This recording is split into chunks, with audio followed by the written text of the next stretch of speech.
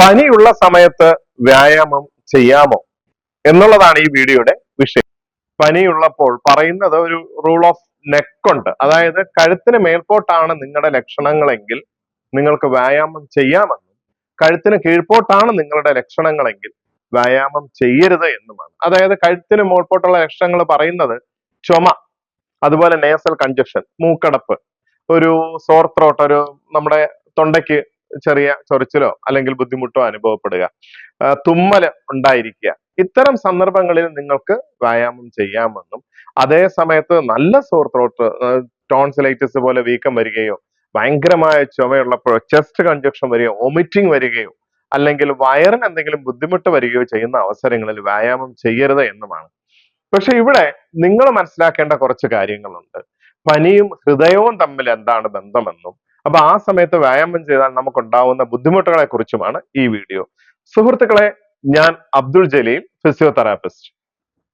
പനിയുള്ള സമയത്ത് ഏകദേശം 1°C നമ്മുടെ ചൂട് കൂടുമ്പോൾ ഏകദേശം 8.5 ഹാർട്ട് ബീറ്റ് കൂടുന്നുണ്ട്. 8.5 എണ്ണം ഓരോ മിനിറ്റിലും ഹാർട്ട് ബീറ്റ് കൂടുന്നുണ്ട്. കുട്ടികളിലാണെങ്കിൽ അത് കുറച്ചുകൂടി കൂടും, ഒരു 10 വരെയൊക്കെ ആവും. അതുപോലെ തന്നെ മനസ്സിലാക്കേണ്ട മറ്റൊരു കാര്യം, പനിയുള്ള സമയത്ത് ഏകദേശം 25% എക്സ്ട്രാ ബ്ലഡ്, കാർഡിയാക് ഔട്ട്പുട്ട് കൂട്ടേണ്ടി വരും, കൂടുതൽ ബ്ലഡ് പമ്പ് ചെയ്യേണ്ടി വരും എന്നുള്ളത്. അപ്പൊ ഇവിടെ മനസ്സിലാക്കേണ്ടത് ഹാർട്ടിന്റെ വർക്ക് ലോഡ് കൂടുന്നു എന്നുള്ളതാണ്. ഇത് പനിയുള്ള സമയത്ത് നിങ്ങൾ വ്യായാമം ചെയ്യുമ്പോൾ മാത്രമല്ല, പനിയുള്ള സമയത്ത് വെറുതെ കിടന്നാൽ പോലും ഹാർട്ടിന് നന്നായിട്ട് വർക്ക് ചെയ്യേണ്ടി വരും. ബോഡിക്ക് ആണെങ്കിലോ കൂടുതൽ ഓക്സിജന്റെ ആവശ്യം വരും. അപ്പൊ ഓക്സിജന്റെ ആവശ്യം കൂടി വരുമ്പോഴും ഹാർട്ടും അതിനനുസരിച്ച് വർക്ക് ചെയ്യേണ്ടി വരും. അതുപോലെ തന്നെ ഹാർട്ടിന്റെ മിടിപ്പില്, ഹാർട്ടിന് ബീറ്റ് ഉണ്ടല്ലോ, അതിന്റെ ഒരു താളമുണ്ട്. ആ താളത്തിനൊരു താളപ്പിഴ ഉണ്ടാവും ബീറ്റ് വരുന്നതിന്. അതേപോലെ തന്നെയാണ് ഇവിടെ വരുന്ന മറ്റൊരു ബുദ്ധിമുട്ട്, മയോകാർഡൈറ്റിസ് വരാം. അവിടെ ഹാർട്ടിന്റെ മസിൽസിന് വീക്കം വന്ന് ചിലപ്പോൾ അത് കാർഡിയാക് അറസ്റ്റിലേക്ക്, പെട്ടെന്നുണ്ടാകുന്ന കുഴഞ്ഞു വീണുള്ള മരണം പോലുള്ള കാർഡിയാക് അറസ്റ്റിലേക്ക് ഇത് വഴിവെക്കാം. ബാക്കി പറയുന്നതിന് മുമ്പ് മനസ്സിലാക്കേണ്ടത്, ചിലര് പറയും, ഞാൻ കേട്ടിട്ടുണ്ട് ജിമ്മിലൊക്കെ, എനിക്ക് പനി വന്നു, ഞാൻ വർക്കൗട്ട് ചെയ്ത് പനി മാറ്റി എന്നൊക്കെ. ദയവായി പനിയുള്ള സമയത്ത് വർക്കൗട്ടിലേക്ക് പോകരുത്. ഈ വീഡിയോ പൂർണ്ണമായി കണ്ടു കഴിയുമ്പോൾ നിങ്ങൾക്കത് മനസ്സിലാവും. ഇപ്പൊ ചിലപ്പോൾ ജലദോഷം വരുമ്പോഴൊക്കെ നല്ല രീതിയിൽ ശ്വാസം എടുത്ത് വിട്ടാൽ പലപ്പോഴും മാറ്റം വരാറുണ്ട്. എന്നിരുന്നാൽ തന്നെയും ദേഹത്തിന് ചൂട് കൂടിയിട്ടുണ്ട്, നമുക്ക് വയ്യായ്ക ഉണ്ടെങ്കിൽ വ്യായാമം ചെയ്യരുത്. ഇനി പനിയുള്ള സമയത്ത് നമ്മുടെ ആന്റി ഡയോറട്ടിക് ഹോർമോൺ ഉണ്ട്, ആ ഹോർമോൺ കുറയും. ഈ ഹോർമോണിന്റെ ജോലി നമ്മുടെ വെള്ളം പുറത്തേക്ക് പോകുന്നതിന്, മൂത്രമായി പോകുന്നതിനെ കുറച്ചുകൊണ്ട് ശരീരത്തിന് ഉള്ള ജലം വീണ്ടും വലിച്ചെടുക്കുക എന്നുള്ളതാണ്. അപ്പൊ ഈ ഹോർമോൺ കുറയുന്നത് കാരണം നിർജ്ജലീകരണം ഉണ്ടാവും. ഇത് ഏറ്റവും പ്രധാനമായി നിങ്ങൾ മനസ്സിലാക്കേണ്ടതാണ്. പനിയുള്ള സമയത്ത് ധാരാളം ധാരാളം ധാരാളം വെള്ളം കുടിക്കുക. ഡീഹൈഡ്രേഷൻ വലിയ പ്രശ്നമാണ്. അതിനാൽ പനിയുള്ളപ്പോൾ വ്യായാമം ചെയ്യരുതെന്നുള്ളതാണ്. അതുപോലെ തന്നെ നമ്മുടെ മെറ്റബോളിസം, നമ്മുടെ ശരീരത്തിന്റെ ഉപാപചയ പ്രവർത്തനങ്ങൾ വർദ്ധിക്കും. അത് കാരണവും കൂടുതൽ ചൂടുണ്ടാവാനും സാധ്യതയുണ്ട്. അപ്പൊ നമ്മുടെ ഡിസ്റെഗുലേഷൻ ഓഫ് ബോഡി ടെമ്പറേച്ചർ ഉണ്ടാവും. നമ്മുടെ ബോഡിയുടെ ടെമ്പറേച്ചർ കൺട്രോൾ ചെയ്യാൻ ശരീരത്തിന് കഴിവില്ലാതെ വരും. ഇനി പനിയുള്ളപ്പോൾ നിങ്ങൾ ആവേശപ്പെട്ട് വ്യായാമം ചെയ്താൽ അവിടെ കൂടുതൽ മസിൽ കാറ്റബോളിസം ആണ് നടക്കുന്നത്. അതായത് മസിലിന്റെ ഡീജനറേഷൻ, മസിൽ വളരെയധികം ചുരുങ്ങും, മസിൽസിന്റെ ശക്തി പോവും.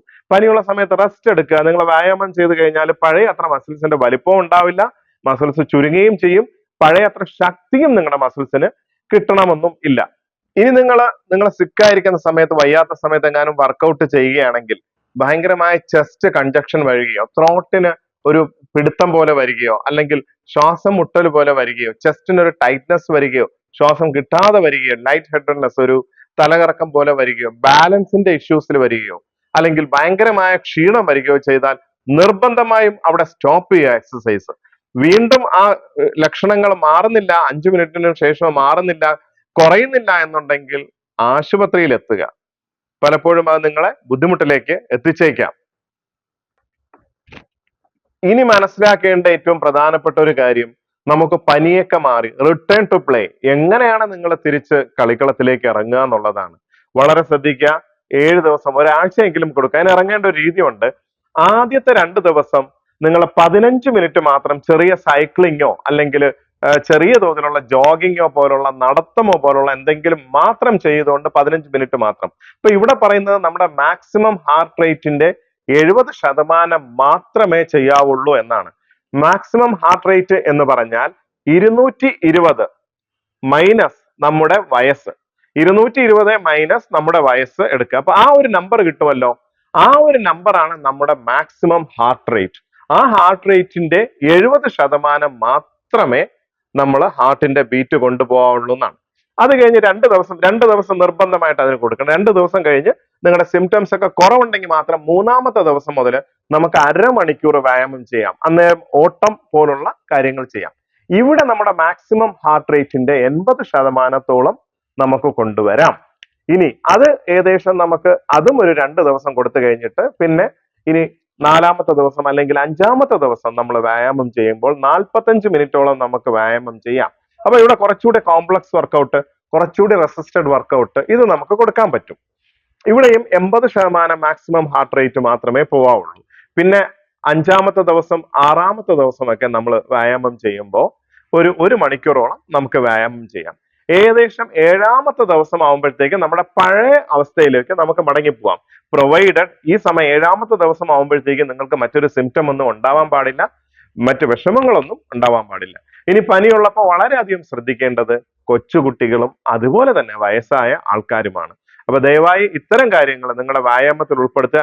ഇനി വ്യായാമം ചെയ്യുന്നതും മറ്റു കാര്യങ്ങളും നല്ലൊരു ഫിസിഷ്യന്റെ അല്ലെങ്കിൽ ഒരു ഫിസിയോതെറാപ്പിസ്റ്റിന്റെ അഡ്വൈസോടുകൂടി മാത്രം, ഇത് നിങ്ങൾക്ക് ഒരു എഡ്യൂക്കേഷണൽ പർപ്പസിന് മാത്രമുള്ള വീഡിയോ ആയി കണക്കാക്കുക. നമസ്കാരം.